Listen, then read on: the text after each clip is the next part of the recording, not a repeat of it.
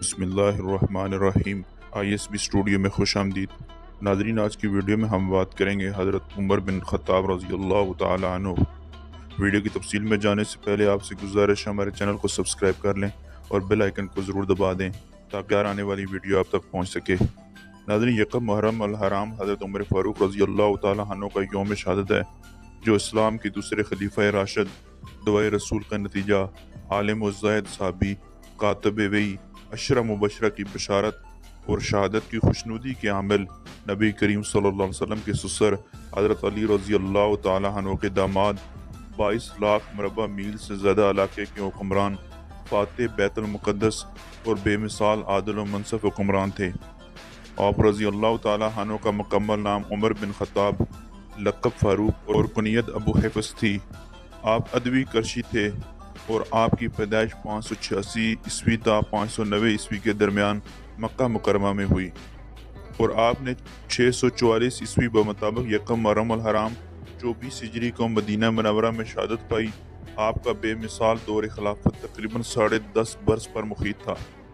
آپ جیسی نابغہ روزگار اور فقید المثال شخصیت محاورتاً نہیں بلکہ حقیقتاً صدیوں بعد جنم لیتی ہیں اور پھر زمانہ تا حیات عظمت و رفت کے تذکرے کرتا اور ان کے کارناموں کو یاد رکھتا ہے۔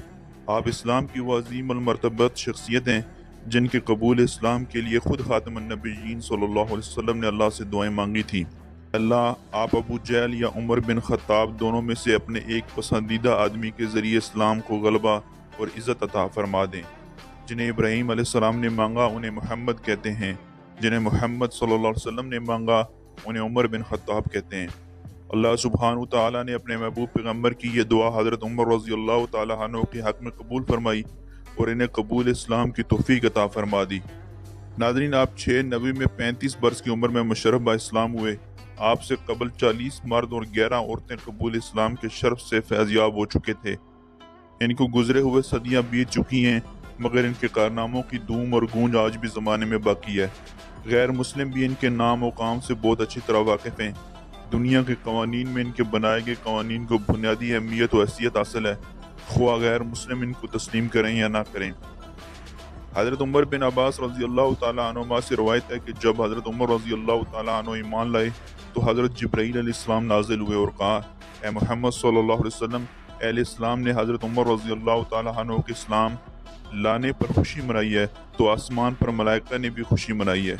جب آپ رضی اللہ تعالیٰ عنہ نے اسلام قبول کیا تو اس وقت مکہ کے گنے چنے 17 پڑھے لکھے لوگوں میں آپ بھی شامل تھے۔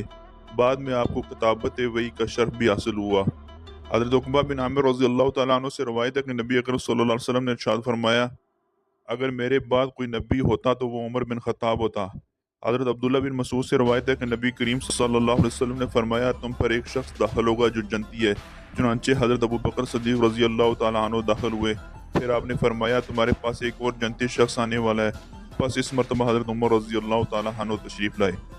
حضرت انس بن مالک رضی اللہ تعالیٰ عنہ سے روایت ہے کہ ایک دن نبی کریم صلی اللہ علیہ وسلم حضرت ابو بکر صدیق، حضرت عمر فاروق اور حضرت عثمان غنی رضی اللہ تعالیٰ عنہ کے ہمراہ کوہ اوت پر تشریف لے گئے۔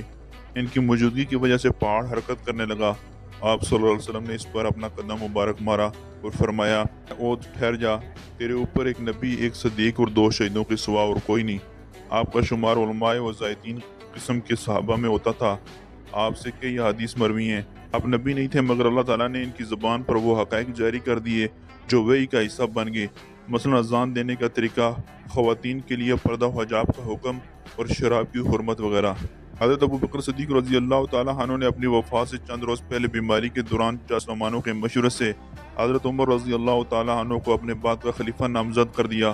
آپ کی وفات کے بعد حضرت عمر فاروق رضی اللہ تعالیٰ عنہ نے 23 اگست 634 22 جمادی ثانی 13 ہجری کو خلافت کی بھاری ذمہ داری سنبھالی اور اس کو اپنی شہادت تک اتنے احسن طریقے سے نبھایا کہ تاریخ اس کی مثال پیش کرنے سے قاصر ہے۔ آپ نے اپنے لیے امیر المومنین کا لقب اختیار کیا۔ آپ کا دور خلافت ایسا عظیم الشان، فقید المثال اور سنہرا دور تھا جس کی آج تک کوئی نظیر پیش نہیں کر سکا۔ آپ کے دور میں اسلامی سلطنت کی حدود 22 لاکھ مربع میل سے زیادہ علاقے تک پھیل گئی۔ اس دور کی کیسر و کثرت جیسی سپر پاورز اسلام کے زیر نگی آ گئیں اور زمین میں انسانوں کی غلامی کے بجائے اللہ تعالیٰ کی غلامی اور اللہ کا بنایا گیا نظام حکومت قائم ہوا۔ اگر آج امت مسلمہ کے تقریباً 60 ممالک میں حضرت عمر رضی اللہ تعالیٰ عنہ جیسا ایک بھی حکمران ہوتا تو امت کا حال فرق ہوتا۔ امت مظلومیت اور بے بسی کے اس حال کو نہ پہنچتی، شام و فلسطین، کشمیر، برما، آسام اور دیگر اسلامی ممالک لولوان نہ ہوتے۔ امت قرآن و سنت کو تھام کر اس پر عمل پیرا ہو کر عروج کے بام فلک کو چھو رہی ہوتی، لیکن حضرت عمر رضی اللہ تعالیٰ عنہ کے قوانین کو اپنانے کا راستہ تو آج بھی کھلا ہے۔ رجوع اللہ اور رجوع الجہاد میں امت مسلمہ کی بقا اور نشاط ثانیہ کا راز پوشیدہ ہے۔